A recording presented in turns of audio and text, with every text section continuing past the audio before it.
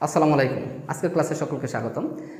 তো শিক্ষার্থী বন্ধুরা, আজকের এই ক্লাসে আমি নবম দশম শ্রেণীর পদার্থবিজ্ঞান বইয়ের আলোর প্রতিফলন অধ্যায় থেকে একটি খুবই গুরুত্বপূর্ণ বিষয় নিয়ে আলোচনা করব, আর তা হচ্ছে বস্তুর বিভিন্ন অবস্থানের জন্য অবতল দর্পণে উহার প্রতিবিম্বের অবস্থান, আকৃতি ও প্রকৃতি নির্ণয়। বিষয়টি অত্যন্ত গুরুত্বপূর্ণ, কারণ এই অধ্যায় থেকে যত প্রশ্ন হয় তার প্রায় সব প্রশ্নই এই বিষয়টিকে ঘিরে হয়ে থাকে। ঠিক আছে, এজন্যে এই বিষয়টি আমাদের খুব ভালোভাবে জানতে হবে। তো আজকে আমি একটি খুবই সাধারণ নিয়মের সাহায্যে এই বিষয়টিকে উপস্থাপন করব, যাতে কোনো দিন আর আমরা কেউ ভুলে না যাই, অর্থাৎ যে কোনো সময় যে কোনো মুহূর্তে এখান থেকে যে কোনো প্রশ্নে আসুক না কেন সেগুলোর উত্তর দিতে পারি। আর সেই নিয়মটি হচ্ছে রুল অফ 6। তো রুল অফ 6, এই রুলটি ব্যবহার করে আমি প্রতিবিম্বের অবস্থান, আকৃতি ও প্রকৃতি নির্ণয় করে দেখাবো। তো চলো শুরু করা যাক।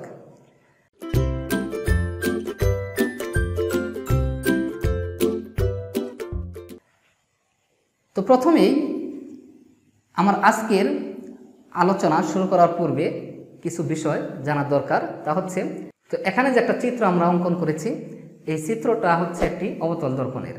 তো কিভাবে আমরা বুঝবো এই বিষয়ে অবশ্যই আমরা এর আগের ভিডিও দিয়েছি।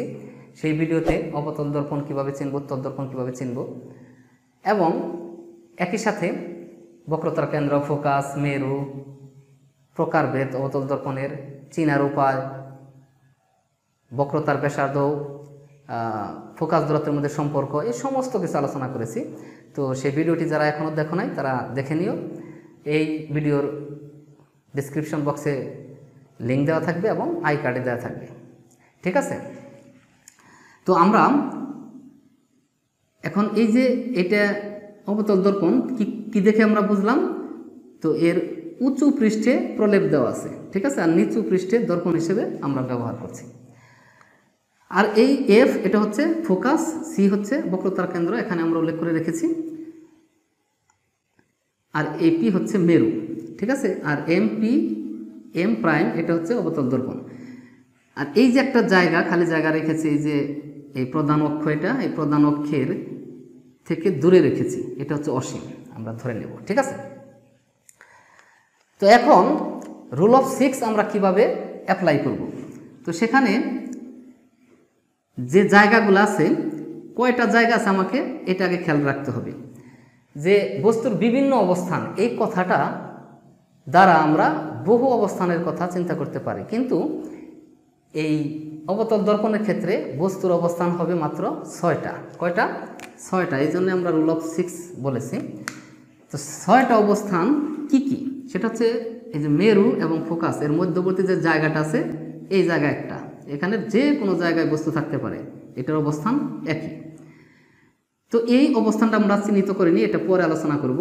তারপর হচ্ছে একবারে নির্দিষ্ট একটা স্থান ফোকাস, এই ফোকাসটা হচ্ছে 1 হিসেবে আমরা ধরে নিলাম। আবার এই ফোকাস থেকে বক্রতার কেন্দ্র, এই যে এতটুক জায়গা, এই জায়গাটাকে আমরা 2 হিসেবে ধরলাম, যে কোনো জায়গায় হতে পারে। তারপরে নির্দিষ্ট জায়গা হচ্ছে বক্রতার কেন্দ্র, এটাকে 3 ধরলাম। আর কেন্দ্রের বাইরে আর অসীমের আগে এই যে একটা জায়গা আছে, সেই জায়গাটাকে আমরা 4 ধরলাম, আর অসীমকে ধরলাম 5। এই মানগুলো ধরে নিলাম। তো এই মানের সাহায্যে আমরা এই সমস্ত প্রশ্নের উত্তর দেব। তো প্রথমেই আমরা বস্তুটাকে এই যে একটা জায়গা 5 অর্থাৎ অসীমে রাখবো, তাহলে সেই ক্ষেত্রে প্রতিবিম্বের অবস্থান, আকৃতি ও প্রকৃতি কোথায় হবে তা নির্ণয় করে দেখাবো। তাহলে আমরা 3টা জিনিস নির্ণয় করব। একটা হচ্ছে প্রতিবিম্বের অবস্থান, আরেকটা হচ্ছে আকৃতি, আরেকটা হচ্ছে প্রকৃতি। এই 3টা জিনিস আমাদের নির্ণয় করা জরুরি। তো এই প্রতিবিম্বের অবস্থান নির্ণয় করার জন্য, আকৃতি, প্রকৃতি নির্ণয় করার জন্য আমার যে সূত্রগুলো মনে রাখতে হবে তা এখানে একটু লিখে দিই। একটা হচ্ছে বস্তু, শুধু লিখলাম এই বস্তু, মানে বস্তুর অবস্থান বোঝাচ্ছি, আর এখানে লিখলাম প্রতিবিম্ব অর্থাৎ প্রতিবিম্বের অবস্থান বোঝাচ্ছি এটা দ্বারা। তো এটা হচ্ছে বস্তুর অবস্থান, এটা হচ্ছে প্রতিবিম্বের অবস্থান। ঠিক আছে, তো প্রতিবিম্বের অবস্থানটা আমরা সব সময় লিখব 6। 6 নম্বরে হবে, এই জন্য রুল অফ 6 কতই হবে 6। তো এখন বস্তু কোথায় আছে আর তাহলে প্রতিবিম্ব কোথায় হবে সেটা আমরা নির্ণয় করতে পারবো। ঠিক আছে, তো এখন দেখি যদি বস্তুটাকে আমরা অসীমে রাখি অর্থাৎ 5 নম্বরে রাখি তাহলে সেই ক্ষেত্রে কি হবে, বস্তুর ক্ষেত্রে আমরা কত বসাবো 5। ঠিক আছে, তো যোগ চিহ্ন দিলাম, এই যে যোগ চিহ্ন, তাহলে প্রতিবিম্ব কোথায় হলে 6 হবে, এখানে কত হলে 6 হবে, 1 হলে 6 হবে। তাহলে এই প্রতিবিম্বটা হবে 1 অর্থাৎ 1 কোথায় ফোকাস। তাহলে আমরা খুব সহজে পেয়ে গেলাম প্রতিবিম্ব কোথায় হবে। ঠিক আছে, 1 হবে। দেখি এখন এটাকে অঙ্কন করে আমরা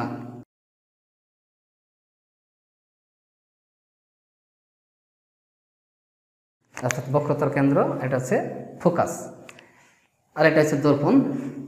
এইটাই আর কি আমরা এম পি এম প্রাইম এটা লিখলাম না, আমরা বুঝে নিব। তো বস্তুটা যখন অসীমে অবস্থান করবে, 5 যেহেতু অসীম, তো অসীমে অবস্থান করলে বস্তুকে দেখা যাবে না, আমরা তখন অসীমকে দেখতে পাই না। ঠিক আছে, এই জন্য বস্তুটা আমরা অঙ্কন করব না। তাহলে বস্তু কোন দিক দিয়ে যাবে, বস্তুর থেকে আলোক রশ্মি আসবে, সেই আলোক রশ্মি এদিক দিয়ে গমন করবে। ধরে নিলাম আলোক রশ্মিটা প্রথমে যাবে ফোকাস দিয়ে। আমরা আগের ক্লাসে এই বিষয়ে আলোচনা করেছি যে অবতল দর্পণের রশ্মি চিত্র কীভাবে অঙ্কন করতে হয়। এটা একটা রশ্মি চিত্র, আজকেও দেখাচ্ছি। যদি ফোকাস দিয়ে আলোক রশ্মি যায় তাহলে সেটা এই প্রধান অক্ষের সমান্তরালে ফিরে আসে। ওকে, প্রধান অক্ষের কীভাবে ফিরে আসে, সমান্তরালে, এই যে সমান্তরালে ফিরে আসলো, এটা একটা নিয়ম। তাহলে একটা আলোক রশ্মিতে কখনো আমরা প্রতিবিম্বের অবস্থান নির্ণয় করতে পারি না। তাহলে আর একটা আলোক রশ্মি আমরা দেব বক্রতার কেন্দ্র দিয়ে, বক্রতার কেন্দ্র দিয়ে দিলাম। তো এটা রুলস হচ্ছে যখন আলোক রশ্মি বক্রতার কেন্দ্র দিয়ে যায় আবার বক্রতার কেন্দ্র দিয়েই ফিরে আসে। ঠিক আছে, এই যে বক্রতার কেন্দ্র দিয়ে ফিরে আসছে। তো এই দুইটা প্রতিফলিত রশ্মি মিলিত হলো এই বিন্দুতে, এটাকে আমরা ধরলাম এ। সবচেয়ে বড় কথা হচ্ছে এই এ বিন্দুতে যেহেতু মিলিত হয়েছে তাহলে প্রতিবিম্বের শীর্ষবিন্দু হবে এ বিন্দুতে। ঠিক আছে, তো এইখান থেকে এখন আমরা এই প্রধান অক্ষের উপর একটা লম্ব আঁকাবো। তো লম্বটা আঁকালাম, আমরা হাতে অঙ্কন করতেছি কাজে একটু কম বেশি হতে পারে। ঠিক আছে, তাহলে শীর্ষ এই বিন্দুতে অঙ্কন করলাম, তাহলে এটা হলো প্রতিবিম্ব। এইখানে আমার আসল বস্তুটা আছে আমরা জানি না কারণ অসীমে অবস্থিত, তাহলে প্রতিবিম্ব পেয়ে গেলাম। এখন প্রশ্ন হচ্ছে প্রতিবিম্ব কোথায় হলো, তাহলে জাস্ট ফোকাসে হয়েছে, আমরা এখানে লিখে দেব ফোকাস। ওকে, এখন হচ্ছে আকৃতিটা আমরা কিভাবে নির্ণয় করব। তো আকৃতির ক্ষেত্রে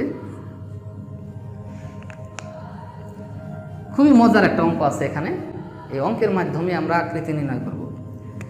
সেটা কি, সেটা হচ্ছে এই যে বস্তুটা কোথায় আছে, বস্তু আছে অসীমে, আমরা সেটা লিখলাম। অসীমে কত 5 লিখলাম। আর এ প্রতিবিম্ব কোথায় হয়েছে 1, তাহলে 1 লিখলাম। ঠিক আছে, তো 1 যখন লিখলাম তাহলে এই দুইটার মধ্যে যদি আমরা তুলনা করি তাহলে কি হবে, হবে এই 5 অনেক বড় হবে, 5 গুণ বড়। কাজে আমরা 3টা গ্রেটার দেন দিয়ে এটাকে চিহ্নিত করলাম। তাহলে কি লিখতে পারি, 5টা যেখানে বস্তু আছে বস্তুটা বড় আর প্রতিবিম্বটা খুবই ছোট, তাহলে এখানে প্রতিবিম্বটা কি খুব ছোট। আমরা তাহলে লিখব অত্যন্ত খর্বিত, এই শব্দটা ব্যবহার করব, অত্যন্ত খর্বিত, বা এটাকে আমরা ছোটও বলতে পারি। এটাকে আমরা কি বলতে পারি, অত্যন্ত ছোট, এই শব্দটা বলতে পারি। ঠিক আছে, এখন প্রকৃতি তাহলে কি হবে, এটা একটা মজার বিষয়। প্রকৃতিটা হবে আমরা আগেই জানি যে প্রকৃতির ক্ষেত্রে যে দর্পণটা দেওয়া থাকবে, এই যে দর্পণ, এই দর্পণের একই পাশে যদি বস্তু এবং প্রতিবিম্ব হয় তাহলে সেক্ষেত্রে সেই প্রতিবিম্বটা হবে বাস্তব। অর্থাৎ দর্পণের একই পাশে বস্তু আছে এখানে, প্রতিবিম্ব এখানে, অর্থাৎ দর্পণের একই পাশে আছে, ফলে এটা হচ্ছে বাস্তব প্রতিবিম্ব। কি প্রতিবিম্ব, বাস্তব। শুধু বাস্তব হবে তাই নয়, এই যে বস্তুটা যে দিকে আছে, অর্থাৎ বস্তু আছে এই প্রধান অক্ষের, বস্তুটা প্রধান অক্ষের কোথায়, উপরে এক পাশে আছে, আর প্রতিবিম্বটা প্রধান অক্ষের অন্য পাশে হয়েছে, তাই উল্টো হবে। যদি একই পাশে থাকতো প্রধান অক্ষের তাহলে হতো সিধা অর্থাৎ সোজা, আর যদি বিপরীত পাশে হয় তাহলে হবে উল্টো। তাহলে বাস্তব উল্টো, বাস্তবও উল্টো। ঠিক আছে, তাহলে আমরা পেয়ে গেলাম প্রতিবিম্বের অবস্থান, আকৃতি ও প্রকৃতি। প্রথমটা আমরা একটু ধীরে ধীরে করালাম, এখন পরেরগুলো একদম দ্রুত করে ফেলব। তো 5 নম্বর গেল। এখন যদি বস্তুটাকে একটু আগায় নেই, 4 নম্বরে বসাই, তাহলে সেই ক্ষেত্রে কি হবে? তো বস্তুটাকে 4 নম্বরে বসিয়েছি, এখন বস্তু দেখা যাবে, কারণ এখানে প্রধান অক্ষ আছে, অসীমে না, অসীমের চাইতে আরও কাছে। কাজে বস্তুটাকে আমরা ধরলাম, এখানে স্থাপন করলাম। ওকে, বস্তুটাকে এখানে স্থাপন করলাম। তো আলোক রশ্মি প্রথমে 3টে ভাবে যায়, আমরা 2টা দেখাইছি আগেরটায়, যে একটা ফোকাস দিয়ে গেছে প্রধান অক্ষের সমান্তরালে ফিরে আসছে, বক্রতার কেন্দ্র দিয়ে গেছে বক্রতার কেন্দ্র দিয়ে ফিরে আসছে। এখন আরেকটা যে আলোক রশ্মি সেটা হচ্ছে প্রধান অক্ষের সমান্তরালে যাবে, গমন করবে, আর ফিরে আসবে ফোকাস দিয়ে। ঠিক আছে, এটা হচ্ছে 3 নাম্বার যে রশ্মি চিত্র অঙ্কনের নিয়ম। তো এখন আরেকটা রশ্মি নিতে হবে, কারণ আমাকে প্রতিফলিত রশ্মি সেট করতে হবে, 2টা না হলে সেট করে না। তাহলে আরেকটাকে আমরা কোন দিক দিয়ে নিব? তো সেটাকে ফোকাস দিয়ে নিতে পারি। ঠিক আছে, তো ফোকাস দিয়ে যদি নেই তাহলে সেক্ষেত্রে কি হয়? ধরো ফোকাস দিয়ে নিলাম এখানে। ওকে, তো ফোকাস দিয়ে নিলে আমার আবার প্রধান অক্ষের সমান্তরালে ফিরে আসবে, ফোকাস দিয়ে গেছে প্রধান অক্ষের সমান্তরালে ফিরে আসবে। ঠিক আছে, তো মিলিত হলো এই বিন্দুতে। তো তার আগে আমরা অঙ্কটা করে নিই, কোথায় হবে আমরা দেখে নিই। ঠিক আছে, বস্তুটাকে আমরা কোথায় রেখেছিলাম? 4 যোগ 6 হতে গেলে কত লাগবে? 2, অর্থাৎ প্রতিবিম্বটা হবে 2-এ। 2 কোথায়? এই যে সি আর এফ এর মাঝামাঝি যে কোনো জায়গায়, যে সি আর এফ এর মাঝামাঝি জায়গায়। তো আমরা তাই হয়েছে, এখান থেকে আমরা একটা লম্ব আঁকাবো, এটা হচ্ছে এ, এটাকে ধরে নিলাম আই, আর এই বস্তুটাকে ধরে নিলাম কিউ আর। ঠিক আছে, তাহলে কিউ আর এর প্রতিবিম্ব হচ্ছে এ আই। যেহেতু এ বিন্দুটা এই যে প্রধান অক্ষ আছে, এই প্রধান অক্ষের যে পার্শ্বে বস্তুটা আছে ঠিক তার বিপরীত পার্শ্বে, অতএব এই ক্ষেত্রে উল্টো হবে তাদের শীর্ষবিন্দু। এখন বিষয় হচ্ছে আমরা প্রতিবিম্বের অবস্থান পেয়ে গেলাম কোথায়? সি এবং এফ এর, অর্থাৎ বক্রতার কেন্দ্র ও ফোকাসের মাঝে। এখানে আমরা কি লিখব? বক্রতার কেন্দ্র, সংক্ষেপে লিখলাম বক্রতার কেন্দ্র ফোকাসের মাঝে পেয়ে গেলাম। আর এখানে এই বিষয়টা কেমন হবে? 4 আর এখানে হচ্ছে 2, তাহলে 4টা ডাবল, কাজে একটা আগেরটার তুলনায় একটু বড় কম, কারণ সেটা মধ্যে 5 গুণ ছিল, এটা ডাবল, এই জন্য আমরা 2টা গ্রেটার দেন দিলাম। সেই ক্ষেত্রে কি হবে? অত্যন্ত শব্দটা কেটে দেব, তাহলে হবে গর্বিত বা ছোট। ওকে, যেহেতু এই যে অবস্থান বস্তু আছে 4-এ আর প্রতিবিম্ব আছে 2-এ, তাহলে 2 তো ছোট, তাহলে প্রতিবিম্ব ছোট হবে। তাহলে বাস্তব এবং উল্টো একই বিষয় আছে, দর্পণের একই পাশে আছে এবং উল্টার দিকে আছে, জন্য একই পাশে আছে, এই জন্য বাস্তব, এবং এদের শীর্ষ বিপরীত দিকে আছে, ফলে এটা উল্টো। তো আশা রাখি এই বিষয়টি ক্লিয়ার হয়েছে। এখন আমরা বস্তুটাকে আরেকটু এগিয়ে নিব, 3-এ নিয়ে যাব। তো 3-এ যদি নেই তাহলে সেই ক্ষেত্রে অঙ্কটা কেমন হবে? আমরা বস্তু রাখলাম 3, কত হইলে 6 হবে? 3। ঠিক আছে, তাহলে প্রতিবিম্ব হবে 3-তে, অর্থাৎ 3-তে বস্তু, 3-তেই প্রতিবিম্ব। অঙ্কন করি আমরা।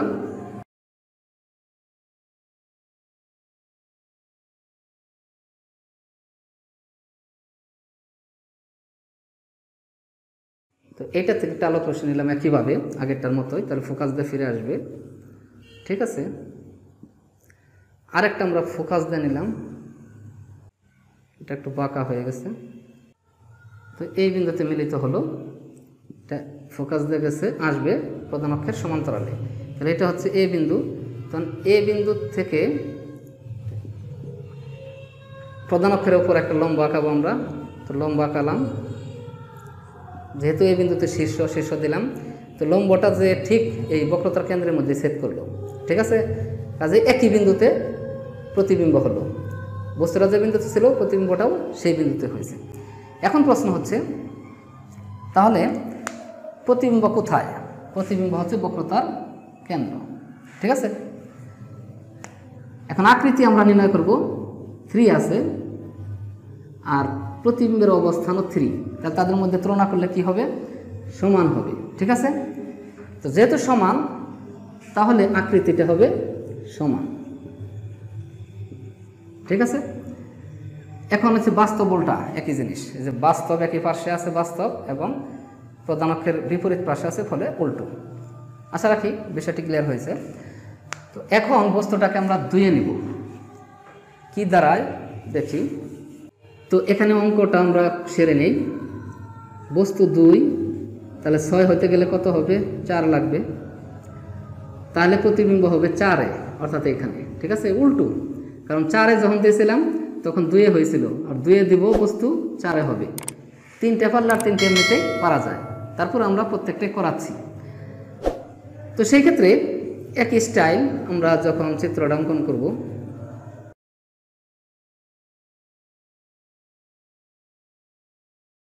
এখন আমাদের বস্তু রাখবো আমরা 2-এ, অর্থাৎ এই জায়গা যে কোনো জায়গায় রাখতে পারি। তো আমরা এখানে রাখলাম, বস্তু রাখলাম। তো বস্তু থেকে একইভাবে একটা আলোক রশ্মি গেল, ফোকাস দিয়ে ফিরে আসলো, ওকে। আবার আরেকটা আলোক রশ্মি ফোকাস দিয়ে গেল, ফিরে আসলো প্রধান অক্ষের সমান্তরালে, তো এইখানে মিলিত হলো। এটা হচ্ছে তাহলে এ, এটা হচ্ছে কিউ, আর এটা যদি এ হয়, তাহলে এই বিন্দু থেকে প্রধান অক্ষের উপর একটা লম্ব আঁকাবো, আমরা অঙ্কন করলাম লম্ব। এটা হচ্ছে শীর্ষ, এই বিন্দুতে থাকে শীর্ষ। এইটাকে ধরে নিলাম আমরা আই বিন্দুতে ছেদ করলো, তাহলে এ আই হচ্ছে প্রতিবিম্ব। কার প্রতিবিম্ব? কিউ আর এর প্রতিবিম্ব, ঠিক আছে। এই বিষয়টি আশা রাখি ক্লিয়ার হয়েছে এখন।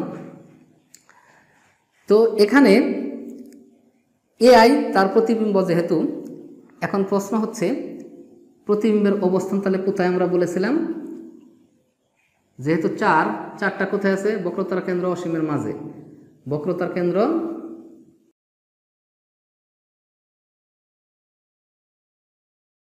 অসীমের মাঝে যে কোনো জায়গা হতে পারে, ওকে। এখন প্রশ্ন হচ্ছে আকৃতিটা কেমন করে আমরা নির্ণয় করব? আকৃতি, বস্তুটা আছে 2-এ, বস্তুটা কোথায় আছে? 2, আর প্রতিবিম্ব হয়েছে 4-এ। তাহলে প্রতিবিম্বের জায়গায় আমরা 4 লিখলাম। তাহলে কোনটা বড়? 4-ই বড়। তাহলে 4টা কী রকম বড়?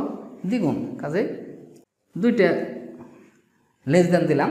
তো সেই ক্ষেত্রে আগে যে আমরা করেছিলাম, এই বস্তু যখন 4-এ ছিল তখন বলেছিলাম খর্বিত বা ছোট। এখন তার বিপরীতটা হবে, অর্থাৎ কি হবে? প্রতিবিম্বেরটাই বড়, 4 আছে, আর বস্তুটা ছোট 2। তাহলে সেই ক্ষেত্রে বিবর্ধিত, ঠিক আছে। প্রতিবিম্ব হবে বিবর্ধিত, বা এটাকে আমরা অন্য একটা ভাষায় বলতে পারি বড়, ঠিক আছে।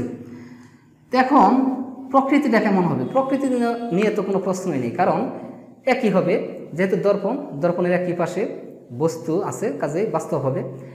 আর প্রধান অক্ষের বিপরীত পার্শ্বে আছে বস্তু এবং তার প্রতিবিম্ব, কাজে উল্টা হবে, ঠিক আছে। আমাদের এই বিষয়টাও ক্লিয়ার হয়ে গেল। এখন একটা আছে ফোকাসে যদি বস্তুটা রাখি, অর্থাৎ একে যদি রাখি, তাহলে সেই ক্ষেত্রে কি হবে? তো সেই ক্ষেত্রে আমরা প্রথমে অঙ্কটা করি, ঠিক আছে। তো ফোকাসে রেখেছি বস্তুটাকে, বস্তু আছে ফোকাস একে, তাহলে কত যোগ করলে 6 হবে? 5 যোগ করলে। এইটা তো আমরা আগেও করেছি, যখন বস্তুটাকে 5-এ রেখেছিলাম তখন একে হয়েছিল, এখন একে রেখেছি 5-এ হবে, এটাই স্বাভাবিক, ঠিক আছে। তো সেই ক্ষেত্রে 5-এ যেহেতু প্রতিবিম্ব, অর্থাৎ অসীমে, প্রতিবিম্ব কোথায় হবে? অসীমে হবে। প্রতিবিম্বের অবস্থান হবে অসীমে। চিত্র যদি দেখাই তাহলে হবে এরকম, ফোকাস বক্রতার কেন্দ্র যদি ধরি তাহলে বস্তুটাকে রেখেছি আমরা ফোকাসে। তো ফোকাসে যেহেতু রেখেছি প্রধান অক্ষের সমান্তরালে দিলাম, ফিরে আসবে কোন দিক দিয়ে? ফোকাস দিয়ে চলে গেল। এখন তো ফোকাস দিয়ে বস্তুই আছে, ফোকাস দিয়ে তো কোনো আলোক রশ্মি দেওয়া যাবে না। তো সেই ক্ষেত্রে আমরা বক্রতার কেন্দ্র দিয়ে দিব। আলোক রশ্মি কোন দিক দিয়ে দেব? বক্রতার কেন্দ্র দিয়ে। এই যে বক্রতার কেন্দ্র, এখান থেকে আগে এই দিকে দিই, তাহলে এটা চলে গেল এইদিকে। এই যে বক্রতার কেন্দ্র দিয়ে আবার ফিরে আসবে, বক্রতার কেন্দ্র দিয়ে আলোক রশ্মি গেছে, আবার বক্রতার কেন্দ্র দিয়ে ফিরে আসছে। তো এই যে প্রতিফলিত রশ্মি দুইটা, এটা একটা এটা একটা, এরা নর্মালি আর মিলিত হবে না, একমাত্র অসীমে গিয়ে এরা মিলিত হবে। ফলে এদের প্রতিবিম্বটা কোথায় হবে? অসীমে হবে। এই জন্য আমরা লিখেছি পাশে হবে মানে অসীমে হবে। বিষয়টা ক্লিয়ার হয়েছে আশা রাখি। তো এখন আমরা এর আকৃতিটা নির্ণয় করব। তো আকৃতির ক্ষেত্রে বস্তুটা আছে কোথায়? একে, তাহলে এক আমরা লিখি। আর প্রতিবিম্ব হলো কোথায়? 5-এ। তাহলে এটা 5 গুণ বড়, তাহলে 3টা লেস দেন দিলাম, অর্থাৎ 1 5-এর চাইতে অনেক ছোট, বস্তুর জায়গাটা ছোট আর প্রতিবিম্বের জায়গাটা বড়। এই জন্য প্রতিবিম্ব বড় হবে। কীরকম বড় হবে? অত্যন্ত বড় হবে, অত্যন্ত বিবর্ধিত বা অত্যন্ত বড়। আর বাস্তব এবং উল্টা একইভাবে হবে। তো আশা রাখি এই 5টা অবস্থানের জন্য প্রতিবিম্বের অবস্থান, আকৃতি ও প্রকৃতি আমরা খুব ভালোভাবে বুঝতে পেরেছি। তো এরপরে এই ভিডিওটা যদি আমরা ভালোভাবে আসলে দেখি তাহলে কখনোই এই প্রশ্নগুলোর উত্তর ভুলে যেতে পারি না, ভুলব না। আমরা যে কোনো মুহূর্তে এর উত্তরগুলো দিতে পারবো। এখন একটা অবস্থান রয়ে গেছে, তা হচ্ছে 6 নম্বর অবস্থান। এটাকে যদি আমরা ধরে নিই, তো এই অবস্থানে বস্তুটা রাখলে সেই ক্ষেত্রে প্রতিবিম্বটা কোথায় হবে এবং তার আকৃতি প্রকৃতি কেমন হবে? এই একটাই ব্যতিক্রম, অর্থাৎ অবতল দর্পণে যতগুলো প্রতিবিম্ব, 5টা প্রতিবিম্ব আমরা অঙ্কন করলাম, তাদের অবস্থান দেখালাম, আকৃতি দেখালাম, প্রকৃতি দেখালাম, প্রত্যেক ক্ষেত্রে বাস্তব হয়েছে, বাস্তব এবং উল্টো। তো এখন যেটা অঙ্কন করব সেটা হচ্ছে এই প্রশ্নগুলোর উল্টো হবে, অর্থাৎ অবাস্তব এবং সিধা হবে। তো এখন আমরা যে 6 নম্বর অবস্থান অর্থাৎ ফোকাস এবং মেরু এর মাঝামাঝি যে কোনো জায়গায় যদি একটা বস্তুকে রাখি তাহলে সেই ক্ষেত্রে প্রতিবিম্বের অবস্থান, আকৃতি প্রকৃতি কেমন হবে, এখন এই চিত্রের মাধ্যমে সেই বিষয়টি একদম ক্লিয়ার করার চেষ্টা করছি। তো প্রথমে আমরা চিত্রটা অঙ্কন করি।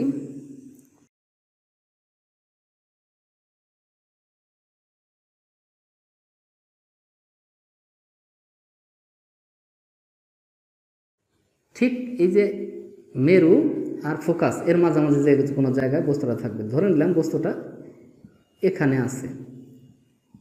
তো প্রায় প্রত্যেকটা পরীক্ষাতেই এখান থেকে প্রশ্ন আসে। তো প্রশ্নের মধ্যে যদি চিত্র দেওয়া থাকে তাহলে বলে 1 নং চিত্র বা 2 নং চিত্র যেখানে দেওয়া থাকবে, তো সেক্ষেত্রে বলবে 1 নং চিত্রে বাস্তব এবং অবাস্তব প্রতিবিম্ব সম্ভব কিনা, তোমার উত্তরের সপক্ষে যুক্তি দাও। তো সেই ক্ষেত্রে বাস্তব এবং অবাস্তব, বাস্তবগুলো তো আমরা দেখাইলামই, সেইখান থেকে 1-2টা উত্তর দিতে হবে, 1-2টা অঙ্কন করে দেখাতে হবে এবং এইটাও দেখাতে হবে এটা অবাস্তব সম্ভব। প্রথম উত্তর হবে সম্ভব। তো সম্ভব কীরকম? যে ফোকাস এবং মেরুর মধ্যে যদি বস্তু রাখি তাহলে অবাস্তব হয়, আর বাকি সব জায়গায় বাস্তব হবে। ঠিক আছে, এই প্রশ্নের উত্তর এভাবে আমরা সাজিয়ে দেব। তো প্রথমে আমরা প্রধান অক্ষের সমান্তরাল আলোক রশ্মি প্রবেশ করালাম, তাহলে দর্পণে প্রতিফলিত হয়ে ফোকাস দিয়ে ফিরে আসবে। তো ফোকাস দিয়ে ফিরে আসলো, ঠিক আছে। এখন দ্বিতীয় আরেকটা আলোক রশ্মি আমাকে ফেলতে হবে, তাহলে এটা আমরা আরেকটা অপশন আছে, সেটা হচ্ছে বক্রতার কেন্দ্র দিয়ে।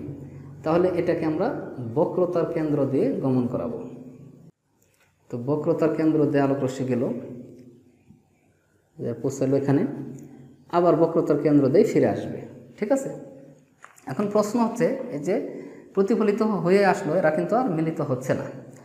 তো এই জন্য এটাকে আমরা পিছনের দিকে বর্ধিত করব।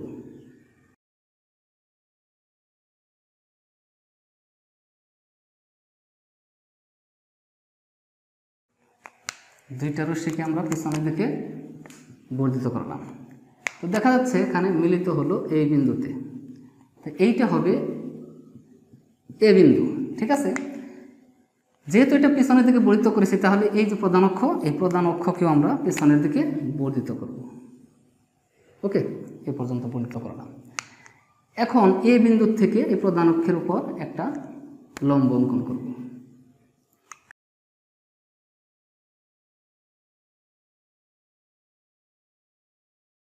আর এই যে বস্তুর শীর্ষ, এটা এই বস্তুকে আমরা কি কি দ্বারা প্রকাশ করব? Q R. ওকে, আর এই ছেদ করছে এটাকে ধরলাম আই। তাহলে এই কিউ আর বস্তুর প্রতিবিম্ব হচ্ছে এ আই। তো এখন প্রশ্ন হচ্ছে প্রতিবিম্বের অবস্থান তাহলে কোথায়? তো এই ক্ষেত্রে প্রতিবিম্বের অবস্থান আমরা লিখব, আবার আকৃতি লিখব, আর লিখব প্রকৃতি। এই তিনটা জিনিস আমাকে করতে হবে। তাহলে অবস্থান দর্পণের পেছনে, অবস্থান হচ্ছে দর্পণের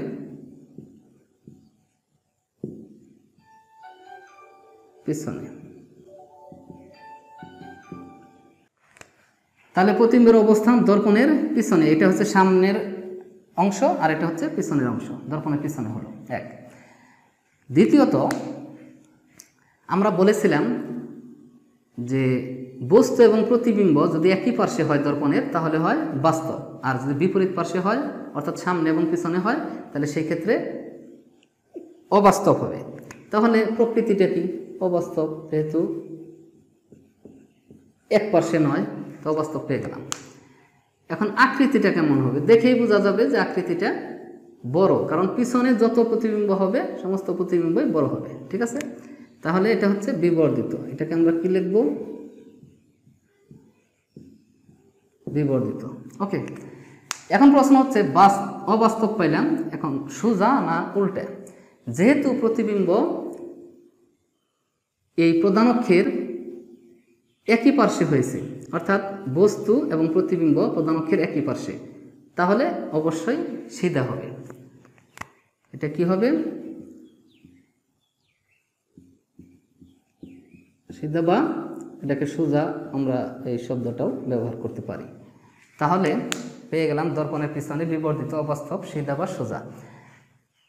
এটা খুব গুরুত্বপূর্ণ একটা বিষয় এই আজকের আলোচ্য বিষয়ের মধ্যে, কারণ এই প্রশ্নটা বারবার আসে, বলে যে অবতল দর্পণে অবাস্তব প্রতিবিম্ব সম্ভব কিনা, যুক্তি দাও, অথবা অবতল দর্পণে অবাস্তব প্রতিবিম্ব রশ্মিচিত্র অঙ্কন করে বিবরণ দাও। তো আজকের এই আলোচনা আশা রাখি ভালো লেগেছে। তো যদি ভালোভাবে বুঝে থাকো তাহলে কমেন্টে শুধু ইয়েস লিখে জানাবে, এবং যদি না বুঝে থাকো তাহলে নো লিখে জানাবে। আমরা পরবর্তীতে আবার বোঝানোর চেষ্টা করব। তো আজকের ক্লাসটি যদি ভালো লেগে থাকে তাহলে অবশ্যই লাইক, শেয়ার এবং কমেন্ট করবে। একই সাথে যারা এখনও আমার চ্যানেলটিতে সাবস্ক্রাইব করনি তারা দয়া করে এখনই সাবস্ক্রাইব করে নাও, এবং পাশে থাকা নোটিফিকেশন বেল বাটনটি অন করে রাখো, যাতে করে এই চ্যানেলে দেওয়া সকল ভিডিও সবার আগে তোমার কাছে পৌঁছে যায়। ধন্যবাদ সকলকে। আসসালামু আলাইকুম।